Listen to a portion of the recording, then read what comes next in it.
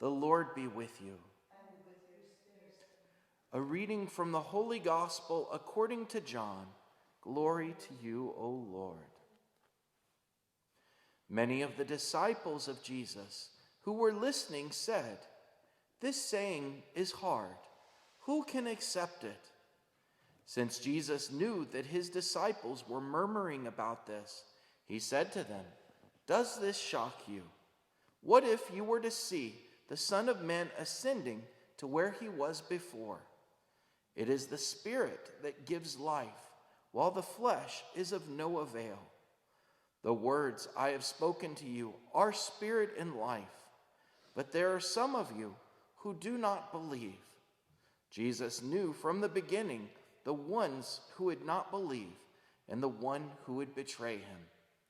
And he said, "For this reason I have told you that no one can come to me unless it is granted him by my Father." As a result of this, many of his disciples returned to their former way of life and no longer walked with him. Jesus then said to the 12, "Do you also want to leave?" Simon Peter answered him, "Master, to whom shall we go? You have the words of eternal life.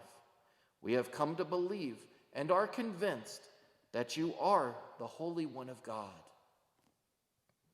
The Gospel of the Lord. Praise to you, Lord Jesus Christ.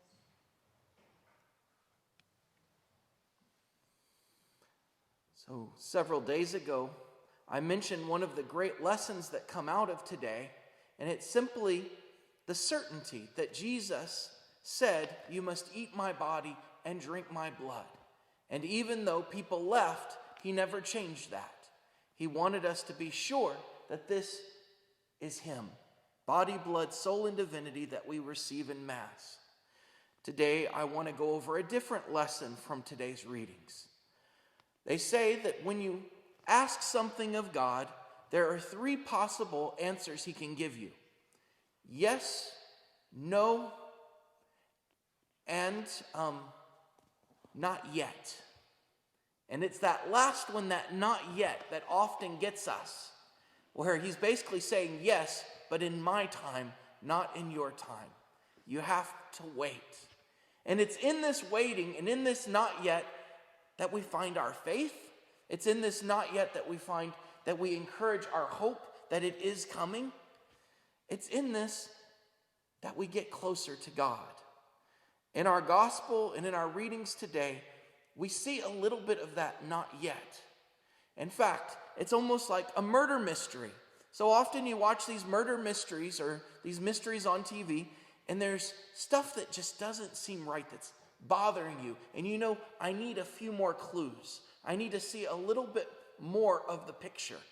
Recently, I've been watching a little more Westerns. I've been leaving our TV on the Western channel, and you often see that same theme. Some really nice, good person is a murderer, and it just doesn't seem right. And it takes the hero doing all the digging to venerate that person. And so often we have to wait to get the rest of the story. In our gospel today, we have Jesus saying, "You must eat my body and drink my blood." And this horrifies people.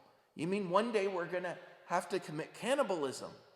And yet, there's the people like the disciples who have listened to Jesus, gotten to know him, watched his miracles, and they say at the end, "We have come to believe and are convinced that you are the Holy One of God." We will wait to understand this teaching. We don't agree with it either, but we know you, and we know who you are, and that this will make sense in time, is what is being said here from the disciples. And of course, the others don't want to wait. They say, "Explain to us now. Are we going to eat you? Are we not?" And Jesus says, "You are." And if you don't want to come to understand, it's your decision. In our first reading today, we kind of see that God waits on us too. In the first reading, we have St. Peter going around ministering, and he looks like Jesus.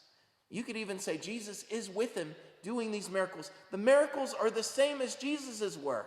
The lame are walking, and he raises Tabitha from the dead. But imagine the parents who just lost their little one and just come to know Peter, one of the great apostles of Jesus, happens to be nearby. I wonder if our child can still be with us. They hold on to that hope. They wait. They invite Peter.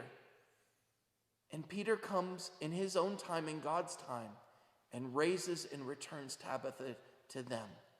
There's a saying that comes from the Lord of the Rings that a magician is never late. He always shows up exactly when he's supposed to. And that goes for a priest, and that goes for any person of God. God is in control. And sometimes it's not yes or no. It's just wait. God will make something good out of this. And that's how it is for each of us. When things don't seem right, like this crisis, we just have to wait. God will bring something good. In hindsight, we will see it.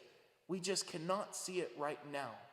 And so, my brothers and sisters, keep praying, stay close to God, but do not be discouraged when Jesus says, I'm answering yes, but not now. It's coming. Just wait. And we can even think that way about heaven.